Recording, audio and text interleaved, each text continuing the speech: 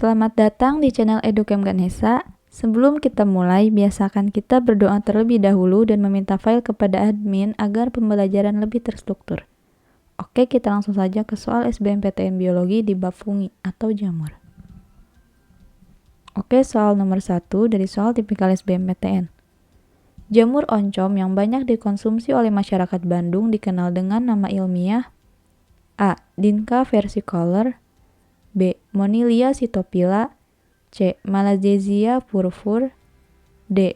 Mangifera indica, E. Rhizopus oryzae. Oke, saya berikan waktu 5 detik untuk teman-teman menjawab. Baik, jawaban yang benar adalah B. Monilia cytophylla. Jadi, ada beberapa nama spesies organisme. Yang pertama ada Monilia cytophylla, yaitu jamur oncom. Yang kedua Dinca versicolor, yaitu jamur kulit. Yang ketiga Malassezia purpur, itu jamur kulit manusia. Yang keempat Mangifera indica, yaitu mangga. Dan yang kelima Rhizopus oryzae, yaitu jamur untuk pembuatan tempe. Oke, soal nomor 2. Dari soal tipikal SBMPTN. Media untuk pertumbuhan jamur Penicillium, selain bahan anorganik juga ada bahan organik yang mutlak diperlukan karena jamur ini bersifat A. Parasit obligat, B. Parasit fakultatif, C. Heterotrof, D. Heterotrof, E. Chemoautotrof. Oke, 5 detik lagi untuk teman-teman menjawab. Baik, jawaban yang benar adalah C. Heterotrof. Jadi, kebanyakan jamur dapat hidup, baik pada media organik yang mutlak diperlukan oleh organisme ini yang bersifat heterotrof, artinya langsung memanfaatkan senyawa organik dari substrat. Organisme yang heterotrof itu dapat bersifat saprofit, yaitu memanfaatkan sisa organisme mati, dan parasit obligat, yaitu yang benar-benar parasit. Oke, soal nomor 3. Dari soal tipikal SBMPTN, kelompok jamur di bawah ini dimasukkan dalam kelompok fungi imperfecti. A. Neurospora cytophylla, B. Rhizopus oryzae, C. Monilia cytophylla, D. Aspergillus flavus, E. Penicillium notatum. Oke, 5 detik lagi untuk teman-teman menjawab.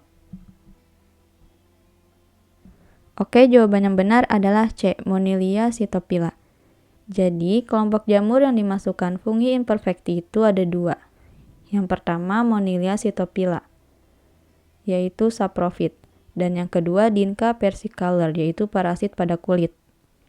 Sedangkan Neurospora cytophylla itu adalah jamur oncom yang telah diketahui fase generatifnya dan dimasukkan pada kelas Ascomycotina.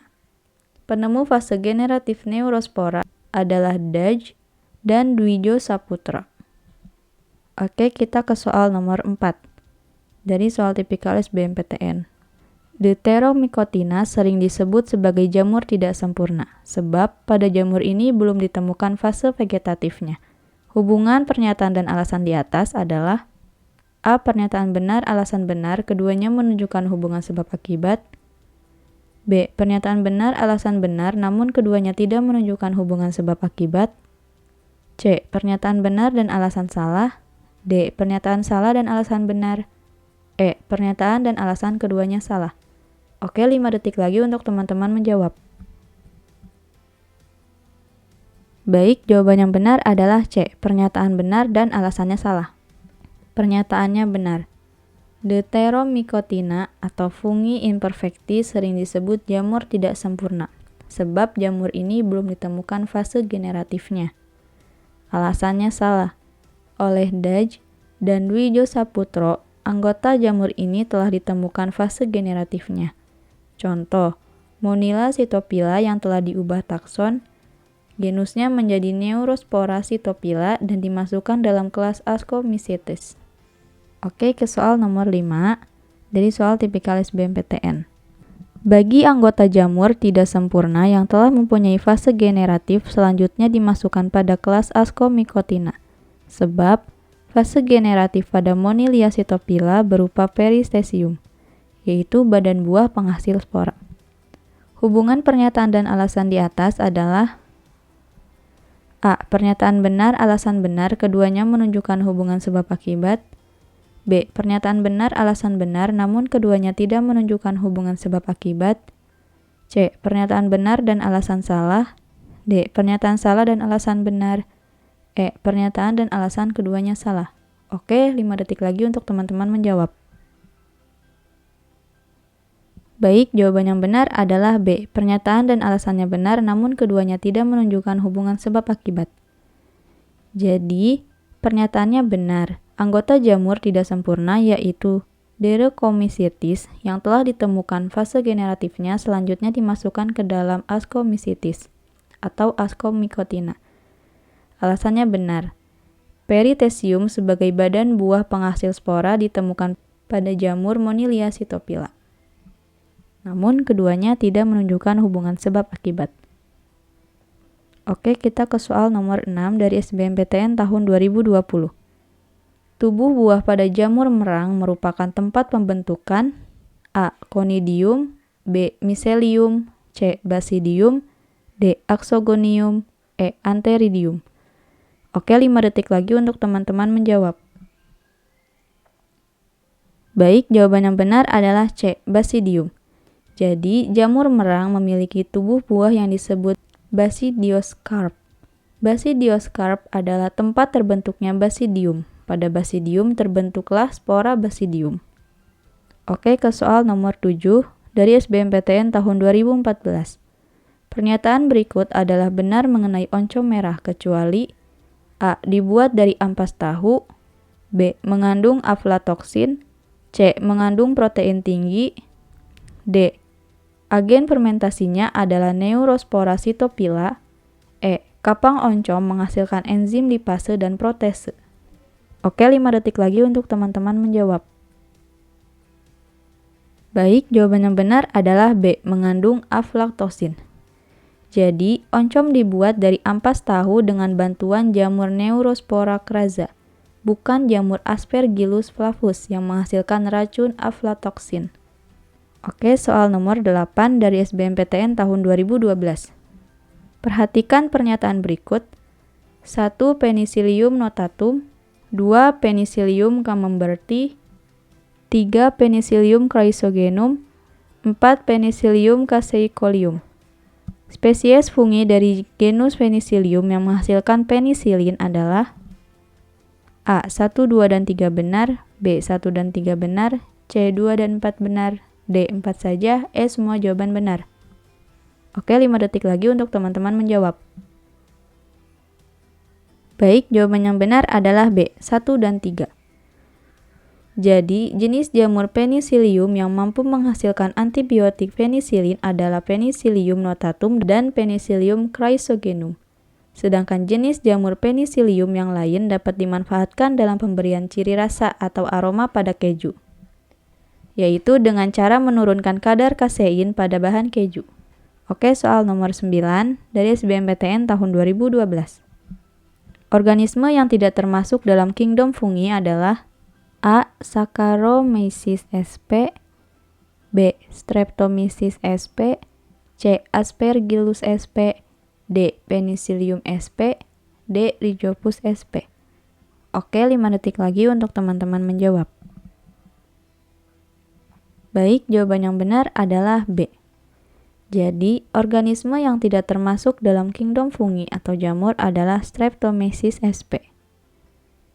Merupakan jenis bakteri yang banyak dimanfaatkan di bidang kesehatan, yaitu untuk pembuatan antibiotik. Dalam sistem klasifikasi 5 kingdom, bakteri termasuk ke dalam kingdom Monera, organisme prokariot dan uniseluler. Sedangkan Saccharomyces sp,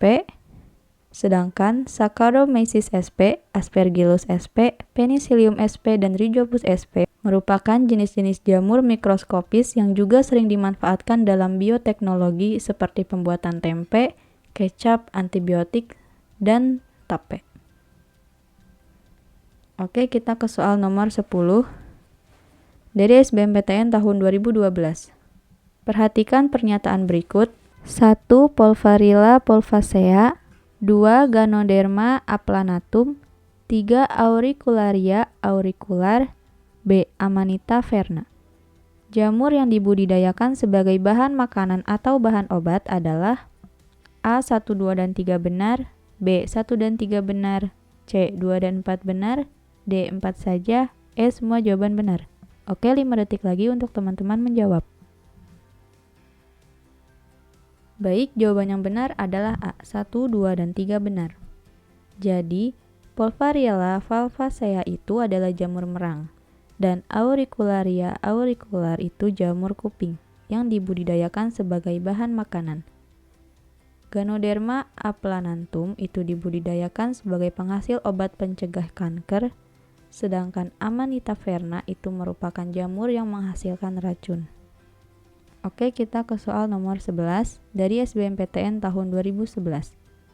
Berdasarkan klasifikasi 5 dunia, termasuk apakah organisme yang memiliki karakteristik uniseluler, heterotrof, tanpa membran inti dan tanpa organel sel? A. Fungi, B. Monera, C. Protista, D. Plantae, E. Animalia. Oke, 5 detik lagi untuk teman-teman menjawab. Baik, jawaban yang benar adalah B. Monera. Jadi, fungi itu adalah tubuh terdiri dari satu sel atau uniseluler dan bersel banyak atau multiseluler. Sel berbentuk benang atau hifa. Sel bersifat eukariotik, tidak mempunyai klorofil sebagai parasit atau saprofit. Menyukai hidup pada tempat yang lembab dan tidak menyukai akan adanya cahaya. Lalu, monera itu uniseluler, heterotrof, prokariotik atau tidak mempunyai membran inti dan tidak mempunyai organel sel. Lalu protista itu organisme eukariotik uniseluler yang hidup solter atau berkoloni sebagai saprofit dan autotrof. Sedangkan plantae yaitu memiliki klorofil bersifat autotrof, beberapa hidup sebagai epifit atau tumbuhan paku. Oke, soal nomor 12 dari soal tipikal SBMPTN. Perhatikan pernyataan berikut. 1. Puccinia graminis, 2. Monila cytophila, 3. Ustilago scitaminea, 4. Auricularia speciosa. Anggota dari jamur Basidiomycotina yang parasit pada tanaman budidaya antara lain A. 1, 2, dan 3 benar, B. 1 dan 3 benar, C. 2 dan 4 benar, D. 4 saja, E. Semua jawaban benar. Oke, 5 detik lagi untuk teman-teman menjawab. Baik, jawaban yang benar adalah B. 1 dan 3. Jadi, anggota dari jamur Basidiomycotina yang parasit pada tanaman budidaya adalah Puccinia graminis dan Ustilago scitaminea. Oke, ke soal nomor 13 dari SBMPTN tahun 2018. Jamur yang menginfeksi batang gaharu sehingga menghasilkan resin berbau harum adalah A. Acremonium sp, B. Fusarium sp, C. Geotrichum sp, D. Penicillium sp, E. Trichoderma sp. Oke, 5 detik lagi untuk teman-teman menjawab. Baik, jawaban yang benar adalah B. Fusarium sp. Di sini, Acremonium adalah jenis jamur yang dapat menghasilkan antibiotik cefalosporin. Fusarium adalah jenis jamur yang bersifat patogen. Infeksi Fusarium dapat memicu pembentukan metabolit sekunder pada tanaman untuk pertahanan tanaman tersebut. Lalu ada Geotrichum, yaitu jenis jamur yang sering ditemukan dalam tanah air, udara, dan kotoran.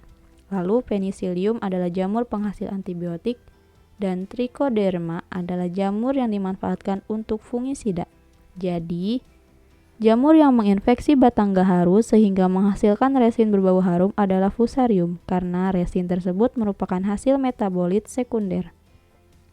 Oke, soal nomor 14 dari SPMB tahun 2005.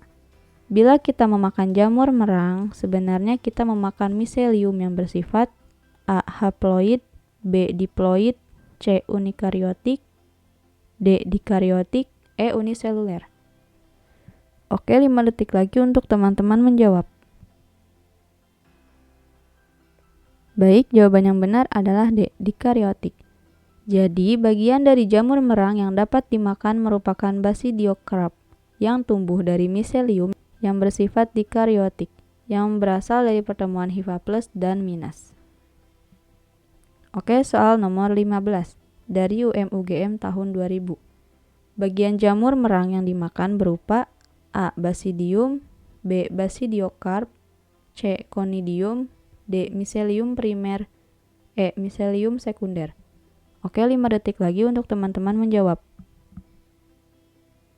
Baik, jawaban yang benar adalah B. Basidiokarp.